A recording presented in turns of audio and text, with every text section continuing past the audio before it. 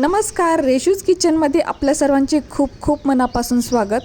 काल आपण मटारचा ठेचा बनवला होता। आजसुद्धा मटारचीच रेसिपी बनवणार आहोत, कारण बाजारामध्ये मटार स्वस्त आणि मस्त मिळत आहे। तर आज आपण रवा घालून मटारची मस्त कुरकुरीत झटपट आणि सर्वांना आवडेल अशी रेसिपी बनवणार आहोत। चला तर मग रेसिपीला सुरुवात करूया। तर सर्वात आधी इथे एक मिक्सरचं भांडं घ्यायचं व यामध्ये आता मस्त फ्रेश असे 1 कप मटार म्हणजेच हिरवे वाटाणे घालायचे। यानंतर 4 ते 5 लसूण पाकळ्या घालायच्या। त्यानंतर अर्धा इंच आल्याचे तुकडे, त्यानंतर 10 ते 12 कढीपत्त्याची पाने सुद्धा घालायची। त्यानंतर 3 हिरव्या मिरच्या देठ काढून घेतलेली आहेत, ती आता मोडून यामध्ये घालूया। त्यानंतर मूठभर कोथिंबीर सुद्धा घालायची व यानंतर आता पाव वाटी पाणी सुद्धा घालायचं, म्हणजे अगदी थोडंसं पाणी घालायचं व यावरती आता झाकण ठेवून हे मिक्सरला अगदी चांगलं बारीक फिरवून घ्यायचं। तर हे पहा, इथे मी मिक्सरला चांगली पेस्ट करून घेतलेली आहे। आता यानंतर एक बाउल घ्यायचा व यामध्ये आता 1 वाटी रवा घालायचा, म्हणजे ज्या वाटीने मटार घेतलेले आहे त्याच वाटीने ते रवा सुद्धा घेतलेला आहे। तर रवा पहा, बारीक किंवा मोठा कोणताही चालेल, घरात जो असेल तो। तर इथे मी शिरा उपमा करण्यासाठी जो रवा वापरतात तोच घेतलेला आहे। आता यानंतर मिक्सरला जे आपण मटारचं वाटण करून ठेवलेलं होतं ते यामध्ये घालायचं। तर हे पहा, यानंतर काय करायचं, त्याच भांड्यामध्ये थोडंसं पाणी घालायचं आणि हे पाणी यामध्ये ओतायचं, म्हणजे जरासुद्धा आपलं वाटण वाया जात नाही। आता यानंतर एका चमच्याने हे आधी चांगलं एकत्र मिक्स करून घ्यायचं। आणि हो, मटारचं वाटण करताना यामध्ये मी 1 चमचा जिरे सुद्धा घातले होते, तर तुम्ही सुद्धा आवर्जून वापरा, यामुळे ही रेसिपी अजून टेस्टी होते। तर आता हे छान असं एकत्र मिक्स झालेलं आहे। आता यानंतर एका वाटीमध्ये पाणी सुद्धा घ्यायचं व हे पाणी थोडं थोडं करून यामध्ये ओतायचं। सगळं पाणी एकदम ओतलं तर पाण्याचा नीट अंदाज येत नाही व हे जे बॅटर आहे ना, ते आपल्याला खूप पातळ बनवायचं नाही, म्हणजे अगदी घट्ट सुद्धा बनवायचं नाही। जसं आपण हे पाणी यामध्ये घालेल ना, तसं आपल्याला अंदाज येईल। तरी ते पाणी किती लागलं हे मी तुम्हाला सांगेनच। तर बॅटरचा कलर पहा, काय मस्त कलर आलेला आहे, हो ना। तसेच आपण यामध्ये ज्या मिरच्या घातलेल्या आहेत त्या आपण तिखटाच्या अंदाजाने कमी जास्त करू शकतो। मुलं खाणार असतील तर अगदीच कमी वापराव्या लागतील, किंवा हिरव्या मिरच्याच्या ऐवजी पोपटी मिरच्यांचा सुद्धा आपण वापर करू शकतो। तर आता हे बॅटर पहा, अगदी बरोबर झालेलं आहे, खूप घट्ट नाही आणि अगदीच पातळ नाही। तर केक किंवा ढोकळा बनवण्यासाठी जसं बॅटर करतो ना, त्यापेक्षा सुद्धा हे थोडंसं घट्ट आहे। तर मला इथे 1.25 वाटी पाणी लागलेलं आहे। आत्ता घेतलेलं 1 वाटी आणि मिक्सरच्या भांड्यामध्ये आपण पाव वाटी पाणी वापरलं होतं। तर आता यामध्ये आपण रवा घातलेला आहे, रवा चांगला भिजला पाहिजे, तर त्यासाठी यावरती झाकण ठेवून फक्त 5 ते 10 मिनिटासाठी हे बाजूला ठेवून द्यायचं। तर आता एक 7 ते 8 मिनिटं झालेली आहेत आणि पाहूया बॅटर कसं झालेलं आहे। तर हे पहा, आधीपेक्षा थोडं फुललेलं आहे, म्हणजे रवा चांगला भिजलेला आहे आणि छान असा फुललेला आहे। तसेच बॅटर थोडंसं घट्ट सुद्धा झालेलं आहे, पण यामध्ये आता अजिबात पाणी नाही घालायचं। तर आता यामध्ये आपल्याला चवीपुरतं मीठ, तर इथे छोटा अर्धा चमचा मीठ घातलेला आहे। तर काळं मीठ वापरलेलं आहे, आपण आपल्या नेहमीच्या वापरातलं मीठ घातलं तरीही चालेल व हे चांगलं यामध्ये मिक्स करून घ्यायचं। आता यानंतर अर्धा चमचा बेकिंग सोडा म्हणजेच खाण्याचा सोडा घालायचा व चमच्याने हा चांगला मिक्स करून घ्यायचा। तर मिक्स करताना चमचा एकाच दिशेने फिरवायचा, म्हणजे हे बॅटर सुद्धा छान फेटलं जातं आणि सोडा सुद्धा अगदी व्यवस्थित यामध्ये मिक्स होतो। आता बॅटर पहा, छान असं फुललेलं आहे लगेचच। आता यानंतर लगेचच गॅसवरती अप्पे पॅन ठेवायचा, म्हणजे अप्पे पात्र, व सुरुवातीला गॅस थोडासा मोठाच ठेवायचा व या सर्व साच्यांमध्ये थोडंसं तेल घालायचं। तर अगदी कमी तेल घालायचं। या सर्व साच्यांमध्ये मला फक्त अर्धी पळी तेल लागलेलं आहे। आता यानंतर लगेचच करून ठेवलेलं जे बॅटर आहे ते यामध्ये घालायचं। तर अगदी फक्त चमचाभरच बॅटर घालायचं, पूर्ण साचा भरून नाही घालायचं, कारण हे नंतर फुलतं। व बॅटर अप्पे पात्रामध्ये घालताना आधी साईडच्या साच्यामध्ये घालायचं व नंतरच मधल्या साच्यामध्ये बॅटर ओतायचं व लगेचच यावरती झाकण ठेवायचं। झाकण ठेवल्यानंतर गॅस मीडियम करायचा। तर आता फक्त 2 मिनिटातच पहा, हे छान फुललेलं आहे।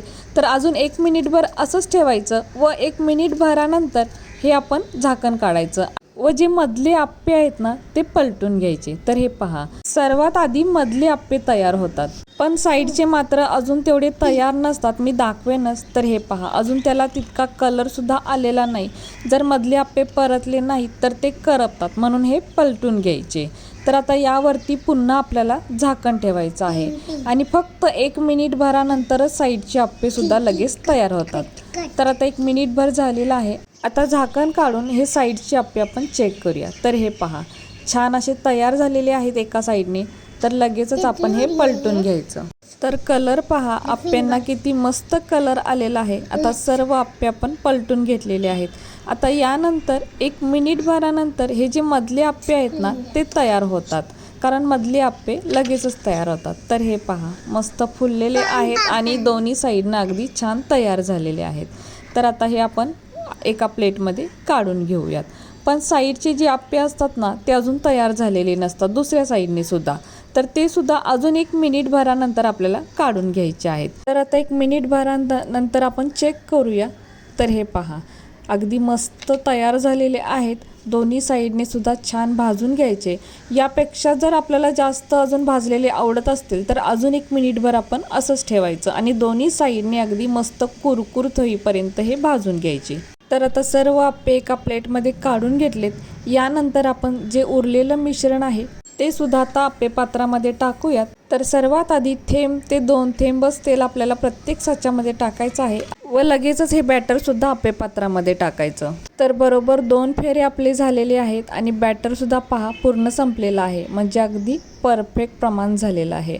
आता यावरती लगेचच झाकण ठेवून 2 ते 3 मिनटं असंच ठेवून द्यायचं. तर हे पहा, हे पहिले आप्पे आपले तयार झालेले आहेत आणि पाहू शकताय किती मस्त तयार झालेले आहेत. आता तुम्ही आवाज ऐका, मस्त असे कुरकुरीत होतात. अगदी कोणतेही वरून एकदम मस्त ऐकलात ना, वरून किती कुरकुरीत झालेले आहेत. आणि हे पहा, काय मस्त कलर आलेला आहे व छान टम्म असे फुगलेले सुद्धा आहेत. आपण फक्त अर्धा चमचा सोडा वापरलेला आहे, म्हणजे छोटा अर्धा चमचा सोडा वापरलेला आहे व मस्त झटपट असे मटारचे आप्पे इथे तयार आहेत. तर खूप छान लागतात. आपण रवा वापरलेला आहे आणि अगदी मस्त आप्पे तयार झालेत. अगदी पौष्टिक आणि खूप छान रुचकर, म्हणजेच खूप टेस्टी आप्पे तयार होतात. तुम्ही एकदा नक्की करून पहा, खूपच टेस्टी लागतात. मुलांना तर खूप आवडतात. हे आप्पे आपण असेच खाऊ शकतो किंवा चटणीसोबत किंवा सॉससोबत सुद्धा खाऊ शकतो.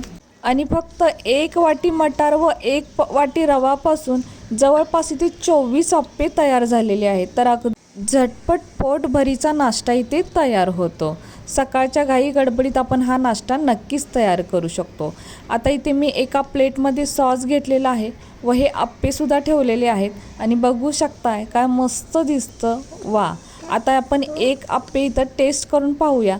तर हे पहा, आता वरून तर कुरकुरीत झालेलेच आहेत, तर आतमधून पण पहा, वाव, काय मस्त जाळी पडलेली आहेत आणि काय फुललेले आहेत हे आप्पे. आता आपण टेस्ट करून सुद्धा पाहूया तितकेच ते छान लागतात का. तर आता सॉससोबत खाऊन पाहूया. तर हे पहा, वाव, मस्त, खरंच खूपच छान लागतात. अगदी मस्त टेस्टी झालेले आहेत, खूप छान. माझे हात थांबत नाही आहेत इतके हे टेस्टी तयार झालेले आहेत. तुम्ही एकदा कराल ना, सीझन संपेपर्यंत हे बनवून खात राहाल. इतका मस्त हा पोटभरीचा पौष्टिक नाश्ता तयार होतो. खूपच भारी. घरातील मोठेच नाही तर मुलंसुद्धा अगदी आवडीने मागून खातील. तर कशी वाटली तुम्हाला ही आजची रेसिपी? कमी साहित्यात, कमी वेळेत आणि कमी तेलामध्ये बनतो. तर रेसिपी आवडली असेल तर आपल्या माणसांसोबत नक्की शेअर करा. आणि हो, व्हिडिओ जर तुम्हाला आवडला असेल तर प्लीज आपल्या या व्हिडिओला 1 लाईक नक्कीच करा. नवीन असाल तर चॅनलला सबस्क्राईब करा, सोबत बेल आयकॉन प्रेस करा, म्हणजेच मी बनवलेले असेच नवनवीन रेसिपीज सर्वात आधी तुम्हाला मिळतील. आता पुन्हा भेटू अशाच एका नवीन रेसिपीसोबत.